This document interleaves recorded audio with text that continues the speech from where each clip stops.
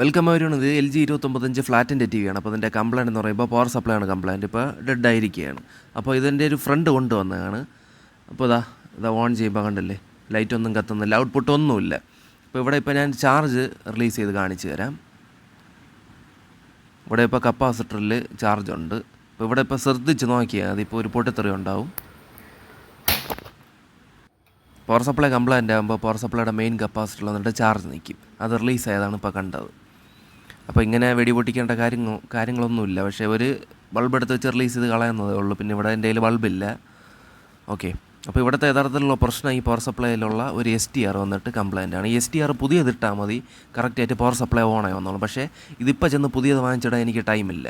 അപ്പോൾ നാളെ ഞാൻ ഇട്ട് കൊടുക്കാമെന്ന് പറഞ്ഞിട്ടുണ്ട്, എന്നിട്ട് കറക്റ്റായിട്ട് റെഡിയാക്കി. പക്ഷേ അതുവരെ വെയിറ്റ് ചെയ്യാനുള്ള ടൈമില്ല. അവൻ ഇപ്പോൾ തന്നെ TV റെഡിയാക്കി കൊണ്ടുപോകണം. അപ്പോൾ അതുകൊണ്ട് ഞാൻ വേറെ ഒന്നുമില്ല, ഈ ഒരു മോഡ്യൂൾ എടുത്ത് സെറ്റ് ചെയ്ത് വെക്കാമെന്ന് വിചാരിച്ച്. 5 വയറുള്ള മോഡ്യൂളാണ്.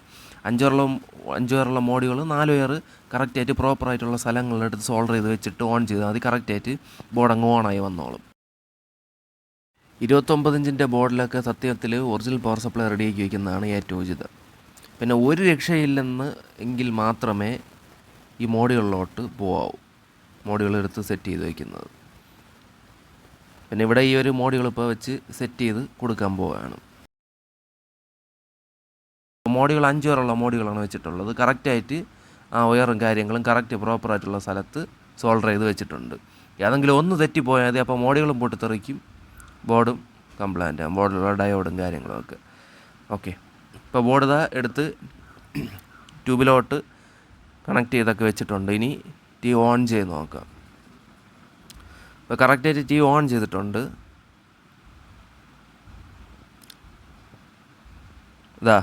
കംപ്ലൈൻ്റ് ആണ്. യോക്ക് പോയിരിക്കുന്ന കംപ്ലൈൻ്റ് ആണ്. ഓക്കെ, അപ്പോൾ പവർ സപ്ലൈയും കംപ്ലൈൻ്റ് ആണ്, ട്യൂബിലുള്ള യോക്കും കംപ്ലൈൻ്റ് ആണ്. യോക്ക് ഇതാണ് കംപ്ലൈൻ്റ് ആയ യോക്കിനെ ഊരി വെച്ചിട്ടുണ്ട്. അപ്പോൾ ഈ കയ്യിലിരിക്കുന്നതാണ് കംപ്ലൈൻ്റ് ആയത്. അപ്പോൾ യോക്ക് പോയിട്ടുള്ള ഒരു കംപ്ലൈൻ്റ് ആണ് ആ സ്ക്രീനിൽ കാണിച്ചത്. ഇപ്പോൾ കൂടുതൽ നേരം ഓൺ ചെയ്ത് വെച്ചിരിക്കാൻ പറ്റില്ല, കാരണം എന്തെന്ന് പറഞ്ഞാൽ ഔട്ട് അടിക്കും. ഓക്കെ, ഇവിടെ ഇപ്പോൾ വേറെ യോക്കിനായിട്ടിട്ടുണ്ട്. ഇപ്പോൾ ഈ സെയിം TVയുടെ യോക്ക് ഇവിടെ ഇഷ്ടം പോലെ ഉണ്ട്, ഏകദേശം 10 ഉണ്ട്. അപ്പോൾ ഇപ്പോൾ നോക്കിക്കോ, കണ്ടല്ലേ, ഫുൾ സ്ക്രീനായിട്ടുണ്ട്. ഇത്രയേ ഉള്ളൂ. അപ്പോൾ കംപ്ലയിൻസ് എല്ലാം മാറി. അപ്പോൾ എൻ്റെ വീഡിയോ ഇഷ്ടപ്പെട്ട ലൈക്ക് അടിക്കാനും ചാനൽ സബ്സ്ക്രൈബ് ചെയ്യാനും മറക്കല്ല. അപ്പോൾ താങ്ക് യു ഫോർ വാച്ചിങ്.